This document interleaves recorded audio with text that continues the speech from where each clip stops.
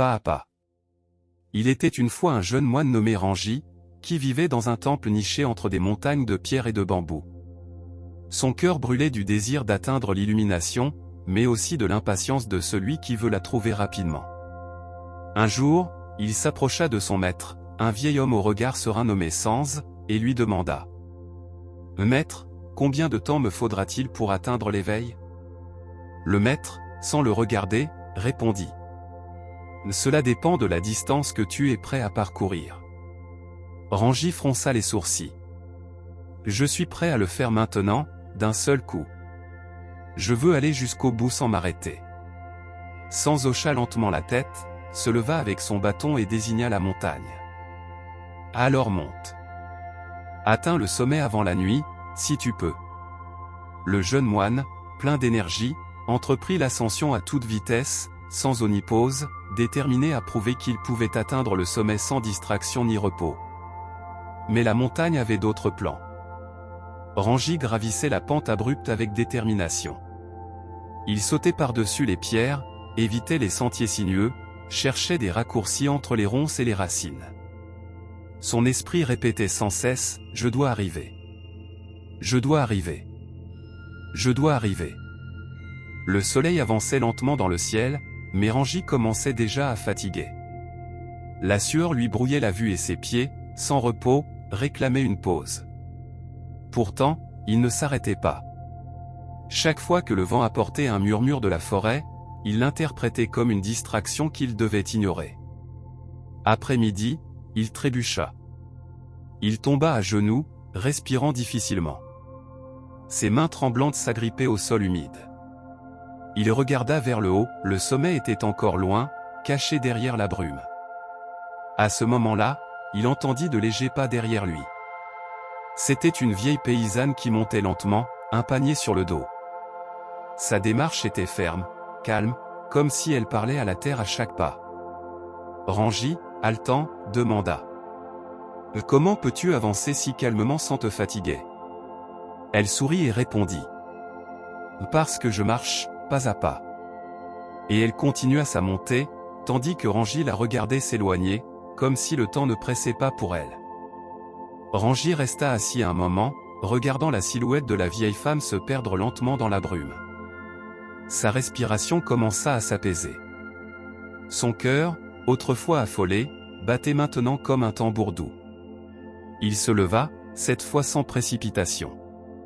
Le chemin était toujours le même, mais quelque chose avait changé en lui.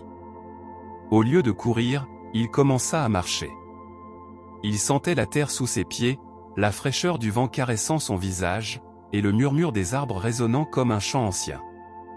Chaque pas avait un sens. Chaque pierre, une leçon. Bientôt, il atteignit un petit virage où un ruisseau traversait le sentier. Il se pencha et but l'eau cristalline, observant comment elle coulait sans effort. Le ruisseau ne se presse pas, et pourtant, il arrive toujours, pensa-t-il. En se relevant, il se rendit compte qu'il ne pensait plus au sommet. Il était simplement en train de marcher. Et pour la première fois, il sentait que le voyage le transformait plus que la destination elle-même. En avançant, il se rappelait les mots de son maître : « Cela dépend de la distance que tu es prêt à parcourir. » Peut-être ne parlait-il pas de la distance, mais de la profondeur de chaque pas. Le sentier devint plus étroit, bordé par une forêt de bambous qui murmurait avec le vent. Rangi marchait désormais en pleine conscience, comme si chaque pas était un dialogue avec la montagne. Au cœur de la forêt, il trouva un enfant assis sur une pierre. Il tenait une flûte de roseau et jouait une mélodie simple, répétitive, mais profondément harmonieuse. Rangi s'arrêta pour écouter. L'enfant le regarda et dit : « Tu aimes la chanson ? » ?»« Oui, » répondit Rangi. « Elle est très simple, mais elle remplit tout. » L'enfant sourit et souffla une nouvelle note. « Mon grand-père m'a appris qu'on ne doit pas jouer tout d'un coup. Chaque note a besoin de son espace. Si tu presses la mélodie, elle se brise. Si tu écoutes chaque son, même le silence entre eux, la musique apparaît d'elle-même. » Rangi ferma les yeux. Il comprit. Il ne devait pas seulement marcher pas à pas, mais aussi vivre note par note, sans vouloir sauter aucune partie. Il remercia d'une révérence et reprit sa marche, tandis que la flûte continuait à jouer au loin, comme si elle marquait le rythme intérieur de son propre éveil. Plus loin, le sentier était bloqué par un grand arbre tombé. Ses racines exposées racontaient des tempêtes passées, et son tronc, couvert de mousse, semblait endormi sur la terre. Rangi s'arrêta devant lui. Avant, dans sa précipitation, il aurait tenté de le sauter ou de le contourner sans y penser. Mais maintenant, il l'observa. Il s'assit à côté. Il posa la main sur l'écorce rugueuse et sentit sa fraîcheur. Ce n'était pas un obstacle, mais une leçon.